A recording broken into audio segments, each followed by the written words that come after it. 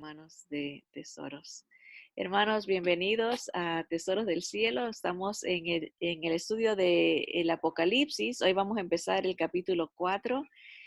Es un capítulo muy lindo que nos va a revelar lo que Juan ve en el cielo. Así que eso nos alegra, ¿verdad? Porque nos da detalles de lo que nuestros ojos van a ver, de lo que nos espera, ¿verdad? Así que vamos a compartir la pantalla para ver los versículos que tenemos para hoy. Y a ver, vamos a ver, aquí lo tenía, a veces se me desaparece. Vamos a ver esto, aquí está. Bien, Apocalipsis, la revelación de Jesús, capítulo 4, versículos del 1 al 6, dice de la siguiente manera, la palabra, la Biblia, la Reina Valera, pone títulos a los capítulos y este es el título que le pusieron los traductores. Obviamente los títulos no son inspirados, ¿no? Uno también le puede poner un título y ah, yo les voy a decir cuál es el título que yo le hubiese puesto, pero aquí le pusieron la adoración celestial. Dice el versículo 4, desde el versículo 4, sí, después de esto miré, y he aquí, oh, perdón, aquí está mal, este es el versículo 1, era capítulo 4, pero ese es el versículo 1, después lo corrijo. Dice, después de esto miré, y he aquí una puerta abierta en el cielo, y la primera voz que oí como de trompeta hablando conmigo dijo, sube acá y yo te mostraré las cosas que sucederán después de estas. Y al instante, esto dice Juan, yo estaba en el espíritu, espíritu con E mayúscula, espíritu de Dios, dice, y he aquí un trono establecido en el cielo y en el trono uno sentado. Y el aspecto del que estaba sentado era semejante a piedra de jaspe y de cornalina, y había alrededor del trono un arco iris semejante en aspecto a la esmeralda. Hasta ahí vamos a llegar en la clase de hoy, pero quiero leerles hasta el versículo 6 para tener todo el panorama de lo que está viendo Juan. Dice, y alrededor del trono, que fue lo primero que vio, dice, había 24 tronos y vi sentados en los tronos a 24 ancianos vestidos de ropas blancas con coronas de oro en sus cabezas. Y del trono salían relámpagos y truenos y voces, y delante del trono ardían 7 lámparas de fuego, las cuales son los 7 espíritus de Dios.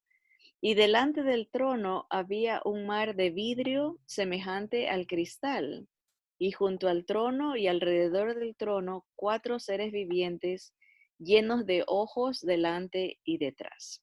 Muy bien, vamos a orar para buscar la dirección del Señor en esta meditación. Amado Padre Celestial, bendito sea tu nombre, alabado sea, Señor. Eres excelso, Señor, en todos tus caminos, único, único, único, único, santo, santo, santo, Señor Dios Todopoderoso. Gracias por revelarnos, Señor, eh, tu hogar, Señor, la entrada de tu casa, Señor, donde estás tú viendo a todo ser humano, Señor, a toda criatura, Señor, tu trono de gloria. Gracias porque de acuerdo a tu palabra podemos entrar libremente en el nombre de Jesús por su sacrificio. Señor, por sus méritos tenemos acceso al cielo de los cielos, Señor, y te bendecimos por eso, te damos gracias por esta revelación, por el libro de Apocalipsis, Señor, y ayúdanos a comprenderlo, Señor, a entenderlo, Señor, mirarte a ti, Señor Jesús, en cada una de estas revelaciones, porque es tu revelación, la revelación de Jesucristo, el Apocalipsis. Señor, alabado sea siempre y te bendecimos en el nombre de Jesús. Amén, amén. Bien, leímos la porción que vamos a meditar y El Apocalipsis es único, este libro, el último libro de la Biblia, es único en el sentido siguiente, porque es el único libro que promete bendición para el que lo lee. Obviamente, toda la palabra del Señor es luz, es guía, es alimento, es agua, es refrescante para cada uno de nosotros, pero específicamente el Señor dice que el que lee el libro del Apocalipsis, escucha, el que pone atención a estas palabras recibe bendición. Así que ya de hecho, en estos momentos el Señor nos está bendiciendo por estar estudiando el libro de Revelación. El libro, como hemos dicho anteriormente, estamos repasando esto, dice, viene con un plan divino. El libro de Apocalipsis nos delinea ya un bosquejo, ¿verdad? El Señor le dijo a Juan en el capítulo 1, versículo 19, Jesús le dijo a Juan, escribe las cosas que has visto, coma, las que son y las que serán. Las cosas que él había visto, pues estaban en el pasado, ¿no? Juan fue testigo de la resurrección del Señor y estaba siendo testigo de la glorificación del Señor. El Señor se le revela. El Señor, Juan, el apóstol, el último apóstol que sobrevivió, ¿verdad? El único que quedaba de los apóstoles le tocó ver al Señor glorificado en esta revelación. Eso fue lo que él había visto. Y eso se nos narra en el capítulo 1. Hemos estudiado las cosas que son. También para Juan eran las iglesias, las cartas a las iglesias. Era el presente para Juan y es el presente para nosotros también. Ah, si vemos la interpretación histórica, vemos cómo la historia de la iglesia de las diferentes etapas se ha dado y se sigue dando. Las 7 iglesias es el número de compleción. Esta palabra casi no la usamos, nosotros usamos más bien de completación, ¿verdad? Pero sí, sí existe, me aseguré porque en inglés se dice completion y dije a lo mejor es un Spanglish, una traducción, pero no, sí está en el diccionario la palabra compleción, se ha completado, ¿verdad? Es el fin, la terminación de la era presente, las cosas que son, en el capítulo 2 y 3. Y ahora empezamos en el capítulo 4, las cosas que serán. Del 4 al 5 se nos habla de la iglesia en el cielo, la adoración celestial, como le pusieron ese título, ¿verdad? O la revelación del trono de Dios, se puede decir eso, o eh, el estar presente en la casa de Dios, en el área celestial también, ¿verdad? O sea, la iglesia de Cristo en los aires, en el tercer cielo se puede decir. Eso está en el futuro, capítulos 4 y 5. Del capítulo 6 al 19 es un chonque, eso sí es Spanglish, un pedazo muy grandote del capítulo 6 al 19 que habla del el tiempo de la tribulación en la tierra. La iglesia nunca es mencionada en estos capítulos del 6 al 19. Se habla de otros santos, los santos de la gran tribulación, que serán judíos convertidos al cristianismo y a algunos gentiles también, porque dice que saldrán muchos santos de la gran tribulación, pero tendrán que morir por el creer en Jesús, por la fe. Serán mártires, regresará un tiempo de gran persecución. Bueno, ahorita hay, pero esto va a ser a nivel mundial. Así que eso del capítulo 6 al 19, el capítulo 20 de Apocalipsis nos habla de la era milenial, el milenio, el tiempo que Jesús viene por ya donde todo ojo lo va a ver y va a instituir su reino. Ah, el, la ecología, el mundo va a cambiar, ¿verdad? Porque durante la gran tribulación va a ser prácticamente destruida la tierra. Eso lo vamos a estudiar más adelante, como la tercera parte de los árboles se queman, la tercera parte del mar se contamina, la tercera parte de la tierra es víctima de un gran terremoto, se va destruyendo la tierra. Entonces, cuando el Señor viene, en el capítulo 20 se nos habla de una restauración de la tierra. El desierto va a florecer, va a haber después de estos grandes cataclismos celestiales, ¿verdad? Se va a sacudir el cielo, la tierra va a moverse de su eje. Ah, mucha gente va a morir, el Señor con los que queden va a establecer su reino y esa gente, como va a haber una restauración en la naturaleza, va a volver a vivir largo tiempo. El que muera de 100 años va a ser considerado un niño, dice las escrituras, que la gente va a poder vivir mucho y entonces se va a propagar, se va a repoblar la tierra, ¿verdad? Pero después de esos 1000 años, ¿verdad? Satanás es soltado porque al principio del milenio Satanás es atado y el pecado va a minimizarse en gran manera, la muerte va a minimizarse también en gran manera. Va a ser un tiempo muy glorioso para la humanidad. Nosotros reinaremos con Cristo, vamos a venir con Él para el milenio. En el capítulo 20 se narra esto y se termina el bosquejo del libro de Apocalipsis del capítulo 21 al 22, hablándonos de un cielo nuevo que viene y una tierra nueva que el Señor hace. Así que es fácil delinear este bosquejo siguiendo el patrón que el Señor le dio a Juan. Escribe las cosas que has visto, las que son y las que serán, ¿verdad? Así que ya vimos en las clases pasadas lo que Juan vio, la revelación de Jesús, las cosas que son nuestra era, la era de la iglesia, la era de la gracia. Así que aquí lo escribí para abreviarlo. Después de esto, ¿después de qué? Es la pregunta.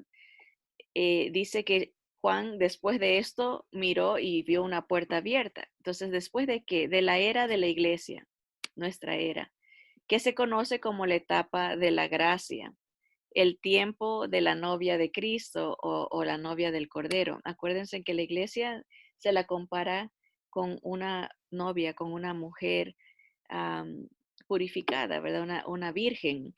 Eh, Israel siempre se la denomina como la esposa de Jehová. Nosotros, la iglesia, compuesta por judíos y gentiles, es la novia de Cristo, pero Israel es la esposa de Jehová. Así que son dos tratos diferentes que hay. ah, y esa es nuestra era, ¿no? La era de la gracia, donde el que cree en Cristo entra a la familia, el que obviamente ve al Señor Jesús como el Mesías, am, es perdonado y es adoptado a la familia de Dios, ¿verdad? Entonces Juan dice, después de esto, después de que se acaba esta era, él miró y he aquí una puerta abierta en el cielo. Y la primera voz que oí como de trompeta hablando conmigo, dijo, sube acá y yo te mostraré las cosas que sucederán después de estas. La idea es que cuando se habla de una puerta, ¿verdad? A veces hay dibujos, ¿verdad? Y vemos una puerta así, como una puerta como la que nosotros veríamos, ¿no? Como perpendicular, ¿no? Que se abre así. Pero la idea cuando uno lee la palabra puerta es como que se abren para arriba, como que aquí dice, la idea es que se abre la visión a lo celestial, a lo espiritual como un portal en medio de la expansión, como que si fuera un hoyo, ¿no? Que deja, deja pasar a, a esta otra dimensión, ¿verdad? Es una entrada o un pasaje, así es como se define la palabra puerta. No, no es como lo que para nosotros es algo de madera o algo de oro o un portón, no, sino que es como que se abre o como un elevador, pero de lado a lado, ¿no? Esa es la idea. La palabra griega que es usada aquí para hablar de puerta también habla la puerta, por eso decimos entre comillas, por donde pasan las ovejas. O sea, esa misma palabra griega, y se me hace bonito, ¿no? Que es la entrada donde las ovejitas podían pasar. Ahora acuérdense que el corral, como o nosotros le llamamos, en la Biblia le llama ¿dónde están el rebaño de las ovejas? No, se ponían a dormir en un lugar, no tenía puerta como nosotros lo conocemos, sino que está el orificio, ¿verdad? La entrada, y ahí entraban las ovejas y el pastor se acostaba en ese espacio y él era la puerta. Por eso el Señor cuando él dijo, yo soy el buen pastor, y él mismo se conecta, él dice, yo soy la puerta. Los judíos están entendiendo perfectamente lo que era normal para ellos. ¿Por qué hacían esto los pastores? Porque así ellos cuidaban que no entre ningún lobo y que no se salga ninguna oveja. O sea, era una manera de estar ellos vigilando, ellos mismos, ese era su trabajo. Así que esa es la misma idea, que hay una entrada, está abierto, ¿no? No necesariamente es de que hay un portón, ¿verdad?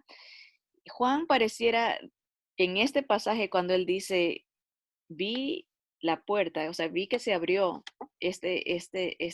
portal, ¿no? Esta entrada, y oí una voz como de trompeta que me dijo, sube acá, ¿no? Como ese arrebatamiento, ¿no? Eso pareciera él describir. Acuérdense que las escrituras nos hablan de que nosotros vamos a escuchar un, un llamado y una voz de trompeta, ¿verdad? Y él la escuchó, dijo, escuché a una voz que me llamaba y como una voz de trompeta, ¿verdad? Miren lo que dice Primera Tesalonicenses 4, del 6 al 18. Esto nos ayuda a entender por qué muchos estudiosos de la palabra conectan este evento de Juan con el arrebatamiento, como que él fue parte del rapto. Ahora dice Primera Tesalonicenses 4, 16 al 18, porque el Señor mismo con voz de mando se va a dar una orden, como aquí dice, sube acá, le dice, ya, vamos para arriba, ¿no? Con voz de arcángel y con trompeta de Dios, descenderá del cielo y los muertos en Cristo resucitarán primero. Esto hablando de eh, nuestro encuentro con el Señor Jesús. Primero resucitan los que hayan muerto en el Señor, en la fe de Jesús, y luego nosotros, los que hayamos quedado. Esas frases siempre uno lo conectaba como que si uno no se haya muerto, ¿verdad? Pero a veces viendo estas pandemias y cómo el patrón que pareciera seguir el mundo de guerras biológicas, ¿verdad? Muertes eh, en grandes cantidades de gente, ¿no? Esa palabra, los que hayan quedado, me hace pensar, ¿no? Como que fuera una referencia más a que algo va a pasar, ¿no? Y no van a quedar mucha gente, los que hayan quedado, ¿no? Seremos arrebatados juntamente con ellos. Otros lo interpretan espiritualmente, ¿no? Como va a haber tanta eh, apostasía. eh, eh, no, a veces tenemos la idea de que billones de gente vamos a ser arrebatados en el rapto, y pareciera que ese no es el caso, que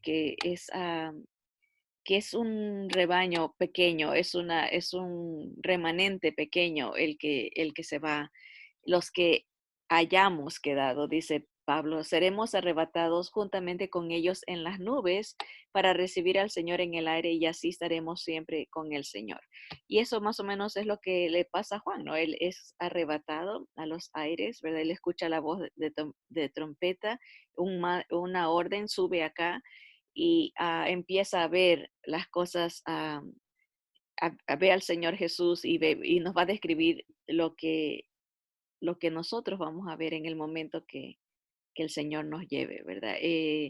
Lo primero que ve Juan, ahora, este pasaje termina diciendo, por tanto, alentaos los unos a los otros con estas palabras. Ahora, muchas veces dependiendo de qué denominación somos o asistimos, a qué iglesia asistimos, es ah, la, la doctrina que se recibe, ¿verdad? Y hay muchas iglesias, ah, la gran mayoría cree en lo que se ha denominado como el rapto pretribulacional, o sea que el rapto va a pasar antes de que venga la gran tribulación.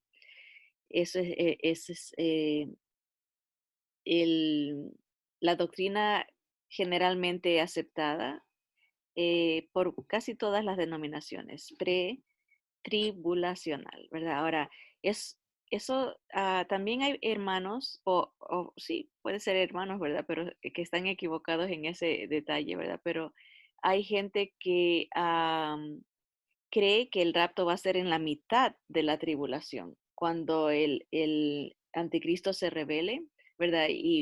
Porque habla de los santos de la gran tribulación, por eso se confunden y dice, oh, va a haber el Señor los va a llamar en la mitad de la gran tribulación. Y hay otro grupo que cree que el rapto va a ser después de la gran tribulación. Y es porque el Señor viene a establecer su reino, ¿verdad? Y entonces dicen, ahí es donde nos va a llevar con Él. Pero vamos a ver hoy, ya que Juan topa este tema y porque estamos diciendo que el capítulo 4 y 5 de Apocalipsis, perdón, nos habla de eh, el rapto, del tiempo de la iglesia, y que después del capítulo 5 del 6 al 19 es tiempo de la gran tribulación, no se menciona a la iglesia. Queremos ver aquí, a ver si me deja, sí, razones por las que creemos que este evento, o sea, el rapto, sucederá antes de la gran tribulación. Y aquí vamos a ver unos cuantos versículos, esto para eh, confirmar, corroborar, ¿no? De que es una esperanza que el Señor nos ha dejado. Y la primera razón por la que creemos que el rapto sucederá antes de la gran tribulación es porque es una doctrina de ánimo y consuelo, como hemos leído en 1 Tesalonicenses 4:16. El apóstol Pablo dice, el Señor va a venir y los muertos van a resucitar y los que estemos vivos nos vamos a ir con Él y aliéntense los unos a los otros con estas palabras. No podríamos alentarnos si, si vamos a pasar por tanta desgracia que viene al mundo, ¿no?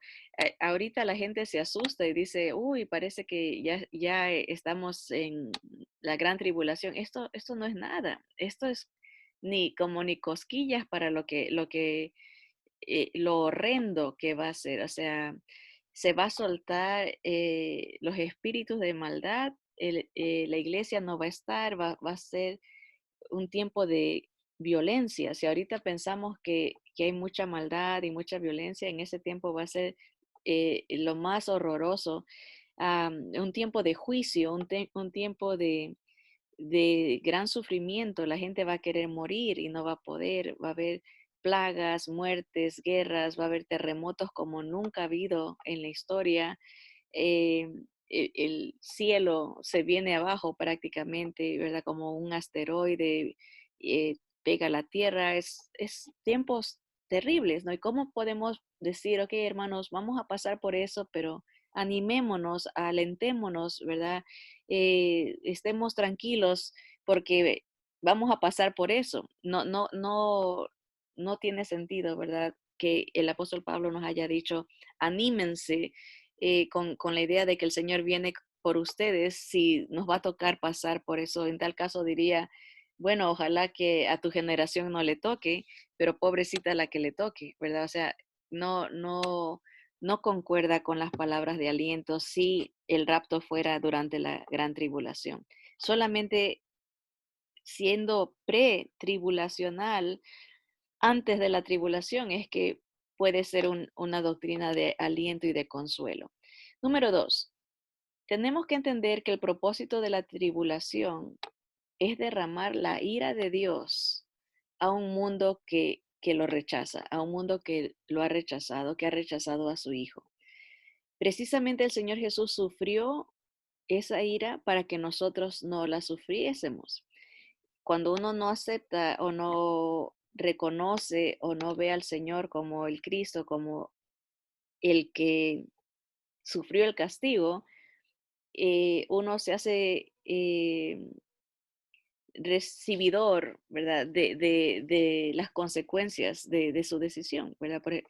Es la condenación, la muerte, el juicio es lo que espera. Y el tiempo de la gran tribulación es eso, un tiempo de castigo, de juicio sobre el mundo que está bajo pecado, bajo maldición, bajo muerte. Dice, Dios derramará su ira en un mundo que rechazó a su Hijo Jesús.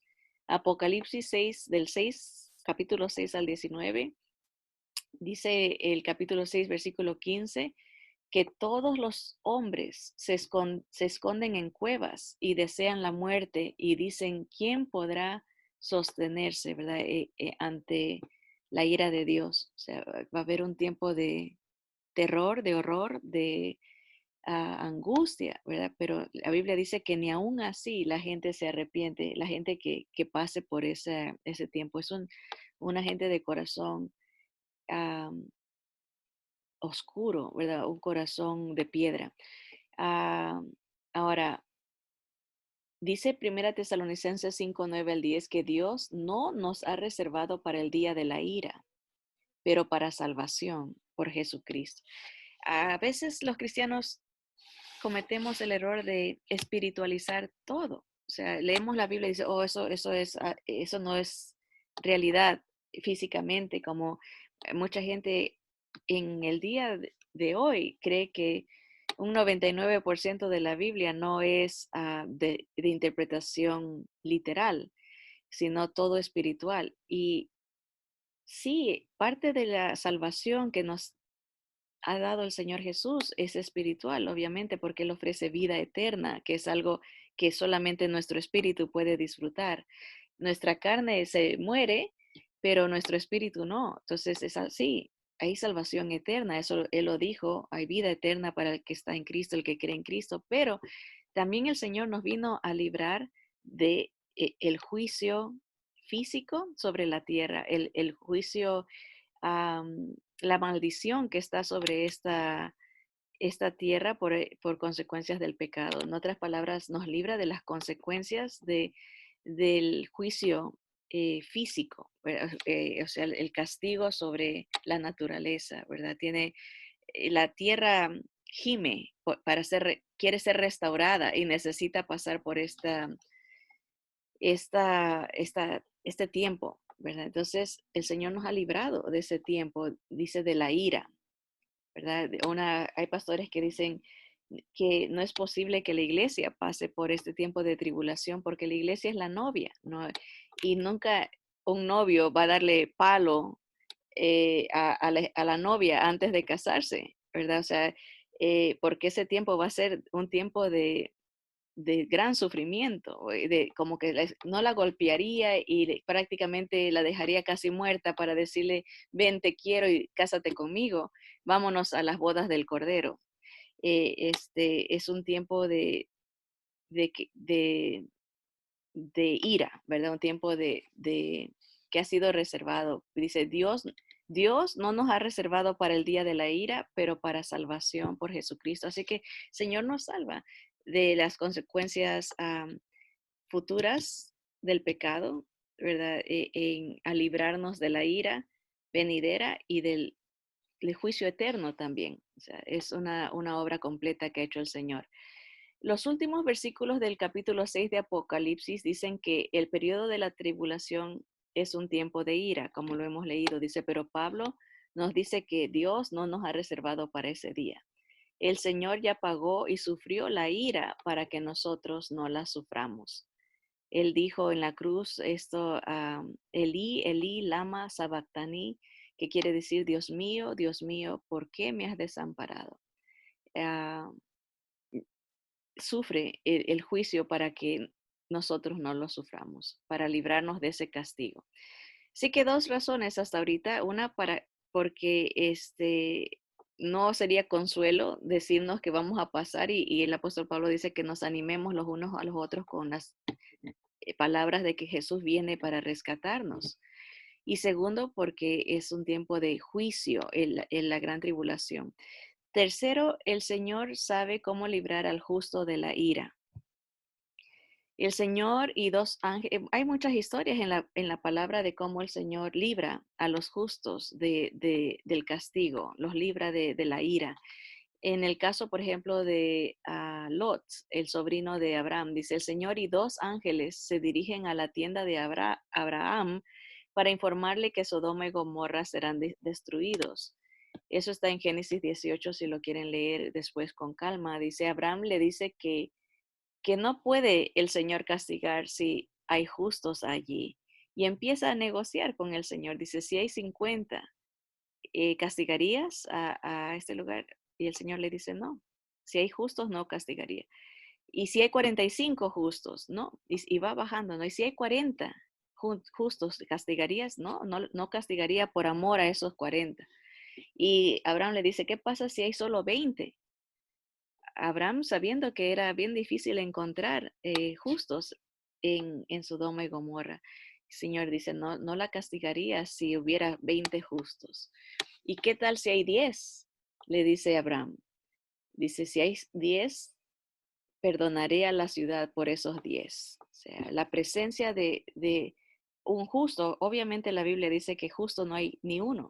Nadie, nosotros ninguno somos perfectos, solo Jesús es justo. Por eso es que uno tiene que invitarlo a Él, que Él venga a vivir en uno para uno ser justificado. Es declarado inocente, uno es declarado perfecto por la perfección de Cristo. El Padre ve al Hijo, no nos ve a nosotros, ve al perfecto. Entonces, el Señor, habemos muchos justos en la tierra por la presencia de Cristo en nuestra vida. El Espíritu Santo en nosotros nos sella. Y el Señor no castiga al mundo porque hay muchos justos ahorita en Cristo Jesús. En el momento que esos justos seamos librados del castigo que viene, seamos quitados, seamos erradicados de este mundo, el juicio puede venir sobre los injustos, sobre los que no tienen a Jesús en su vida. Ahora, sabemos, y esto lo vamos a estudiar cuando lleguemos a los capítulos de la gran tribulación, que Dios abre puertas para que Israel se salve, Israel reconozca a Jesús como el Mesías, como el único justo, como el Cristo, el Rey, el profeta de Dios y el sumo sacerdote perfecto, ¿no? Y ellos van a empezar a predicar este evangelio durante la gran tribulación y va a haber gente que les va a creer. Pero como va a haber un sistema de gobierno mundial, un sistema de gobierno controlador de adoración a una sola persona, todos los que crean en Jesús durante la gran tribulación tendrán que morir por la fe de Cristo. Entonces, sí habrán justos, pero la Biblia los llama santos, los santos de la gran tribulación. ¿Qué quiere decir santo? Quiere decir igual como nosotros somos santificados, separados por Jesús para Él. Somos reservados, somos para un trabajo, somos eh, escogidos para Él. Esa es la idea de la palabra santos. Somos eh, puestos a un lado para su gloria, ¿no? Así que el ejemplo de Lot, los ángeles llegan a la ciudad a advertirle a Lot y lo arrebatan, lo sacan a la carrera, ¿verdad? Lo empujan, lo jalan a él y su familia, que vendría a ser la esposa y las hijas. Lamentablemente la esposa no quiso irse, que estaba pegada a lo material, a la grandeza que había en Sodoma y Gomorra. Y volteó, no quiso seguir. Y la Biblia dice que se convierte en sal, ¿verdad? Su corazón, am, prácticamente ella recibe el castigo también, es el hecho de petrificarse, ¿no? Se murió ella, no, no, no fue rescatada, no salió, no fue arrebatada porque no quiso. No era de la familia de Dios. Segunda de Pedro 2:6-9 dice, las hizo un ejemplo, hablando de las ciudades de Sodoma y Gomorra, dice, las hizo un ejemplo para los que vivan injustamente. Pero y sigue diciendo esa porción, el Señor sabe guardar a los justos de tentación y tribulación, y a los injustos reserva para juicio. Ven las diferentes categorías, ¿verdad? No todos somos hijos de Dios, todos somos criaturas de Dios. Uno pasa a ser familia de Dios en el momento que recibe, o como dice la palabra, sí, la traducción que nos dan en el español es a todos los que lo recibieron a Jesús, a los que creen en su nombre, les dio el poder, la potestad de ser hechos hijos de Dios, como que les da un certificado, ¿verdad? Un, un, un documento de adopción, ¿verdad? Somos hechos, ¿verdad? Así que el que no lo ve al Señor como el Cristo está perdido, está bajo juicio, está en otra categoría, está esperando está reservado para ese tiempo. Así como Lot, así como levantó a Lot, nos levantará antes de que el juicio venga a este mundo. O sea, Lot salió antes, fue rescatado. Dios no dejó que Lot parara por un tiempo de tribulación, asimismo a nosotros. Siguió avanzando, avanzando, avanza hasta que te escapaste, ¿verdad?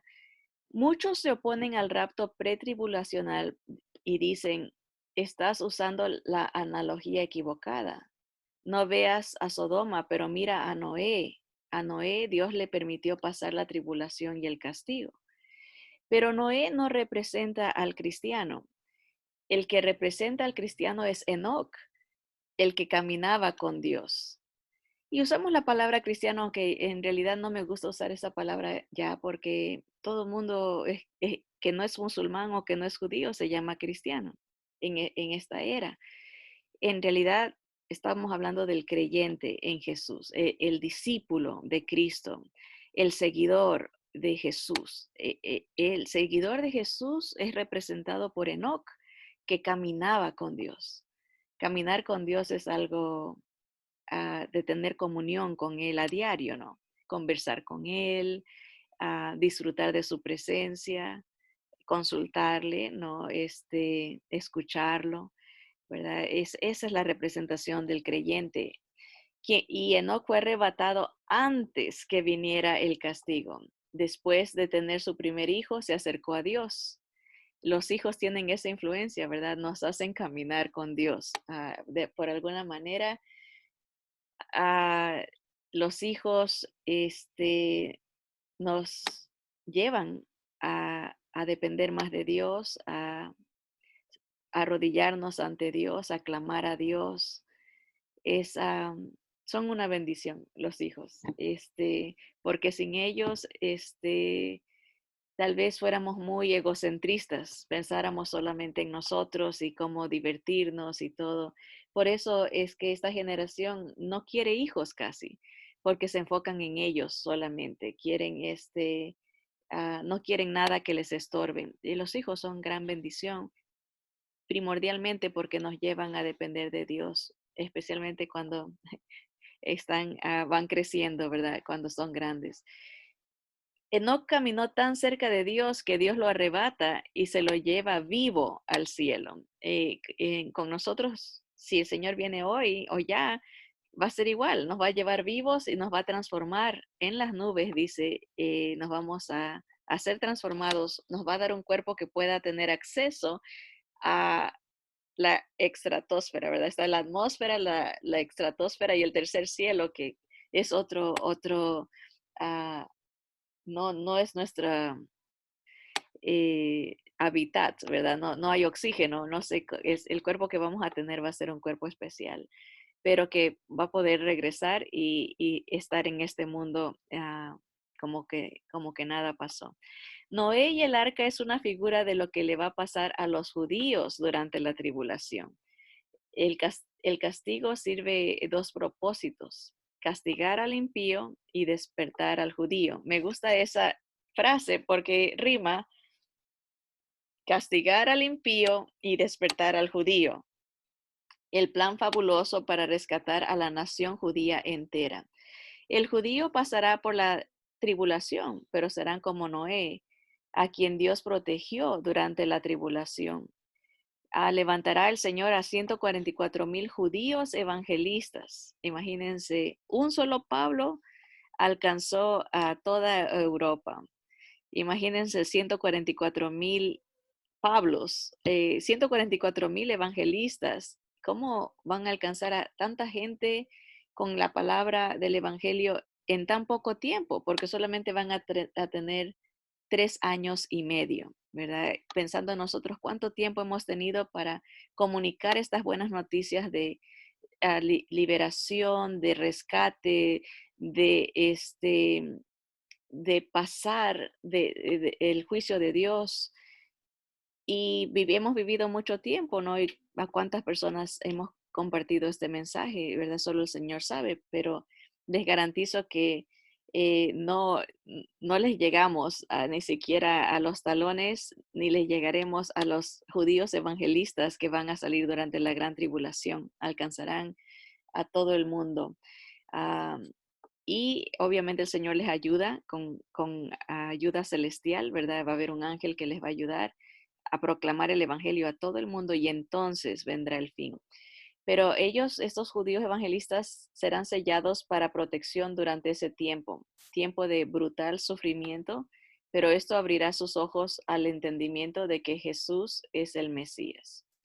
Bien, el tiempo se ha ido muy rápido, hermanas, y déjenme parar aquí el compartir la pantalla.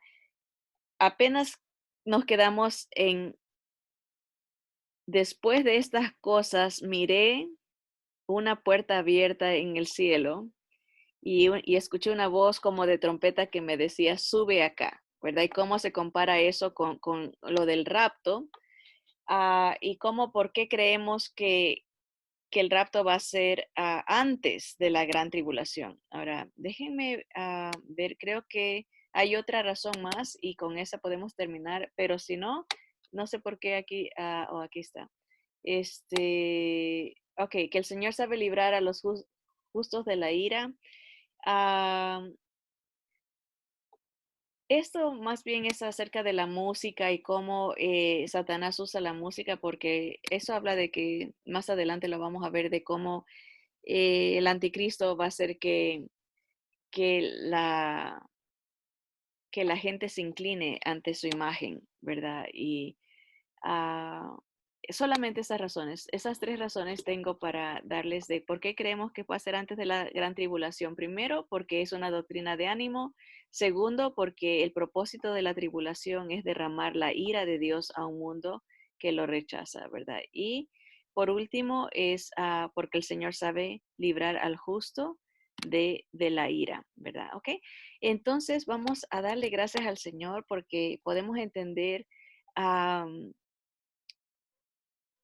el propósito de la salvación, ¿verdad? Como todas las escrituras nos hablan de un plan de redención, no solamente de nuestro espíritu, ¿verdad? Sino alma, cuerpo y espíritu. El Señor nos da un nuevo corazón, el Señor nos va a dar un nuevo cuerpo, el Señor nos libra del castigo que viene y nos da una vida eterna, ¿verdad? Un plan perfecto. Redime a la creación perdida, la rescata, ¿verdad? Y ese ofrecimiento está para todo el que cree, ¿verdad? Todavía hay tiempo, estamos en las cosas que son, pero el Señor dijo que el día ni la hora de su venida nadie sabe y puede ser en cualquier momento, ya todo se ha cumplido.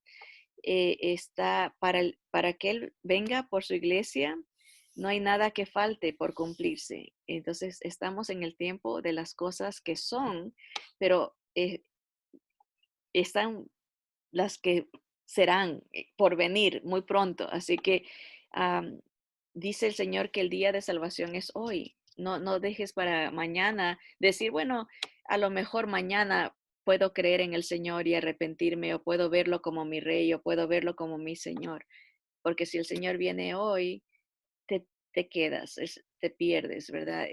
Sufrirás ese castigo y am, que habrá oportunidad de venir al Señor, pueda que sí, pero como dice nuestro pastor, si estando la influencia del Espíritu Santo con la iglesia en este mundo, la gente no cree, ¿cómo será cuando no haya esa influencia de la iglesia, sino que va a ser un tiempo de mucha maldad y mucho espíritu demoníaco en acción, porque va a estar el mismo Satanás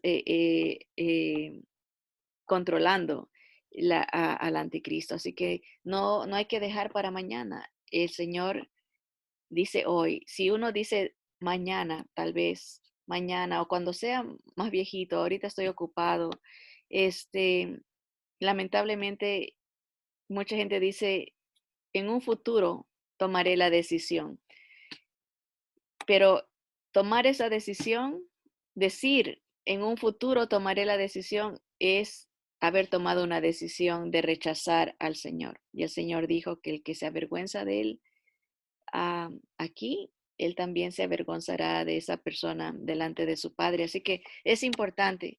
Estoy hablando a los que no tienen una relación con el Señor Jesús, no tienen al Espíritu de Cristo en su vida, no han nacido de nuevo, porque esa es la única manera que se nace de nuevo, teniendo al Espíritu de Jesús como un sello de garantía que el Señor nos lleva. Así que el Señor dice que es fácil, que cuando uno escucha el Evangelio y lo cree en su corazón, y el Señor viene y le da ese regalo del Espíritu. Entonces, la persona tiene que confesar, creer en Jesús y venir a Cristo a entregar la vida, que ya no sea yo el dueño de mi vida, sino el Señor. Y para eso vamos a orar. Usted puede hacer esta decisión, tomar esta decisión en estos momentos. No deje, yo sé que el que tiene a Cristo sabe y está seguro, ah, que tiene ese sello, que tiene el Espíritu Santo y que está listo. Ya no hay nada más que añadir. El Señor ya lo hizo todo, ya lo pagó. Estamos listos para irnos con el Señor. Pero si no tiene esta relación con el Señor, este es el momento para ponerse a cuentas. Así que vamos a orar y ore con nosotros. Amado Padre Celestial, te doy gracias por tu palabra, por la revelación de las cosas venideras. Señor, por tu amor y misericordia. Señor, sobre cada uno de nosotros, porque tú a todos nos das la oportunidad de escuchar la verdad y de saber, Señor, lo que viene y de lo que nos has librado a través de Jesús. Señor, ahora entiendo tu gran amor, tu entrega, por tu, tu abnegación, cuánto hiciste y viniste a este mundo por rescatarme de lo que me merecía. Señor, gracias por tu sacrificio, tu resurrección, que es la garantía de que tú me puedes rescatar, Señor. Sea que viva o que muera, Señor, soy tuyo. Me entrego a ti. Ven a mi corazón, ven a mi vida. Séllame con tu espíritu, Señor, para este día de redención, para este día de supremo llamamiento, para este día que se dará una orden y se sonará la trompeta, Señor. Yo quiero irme contigo. Ven a mi corazón, Señor, te entrego mi espíritu y mi vida, Señor. Soy tuyo y te doy gracias por eso, en el nombre bendito de aquel que era, que es y que ha de venir, nuestro Señor Jesús. Amén y amén. Que el Amén, Señor amén. los bendiga, hermanos, y los espero aquí para seguir viendo lo que va a pasar cuando el Señor venga por nosotros. Adelante con Cristo.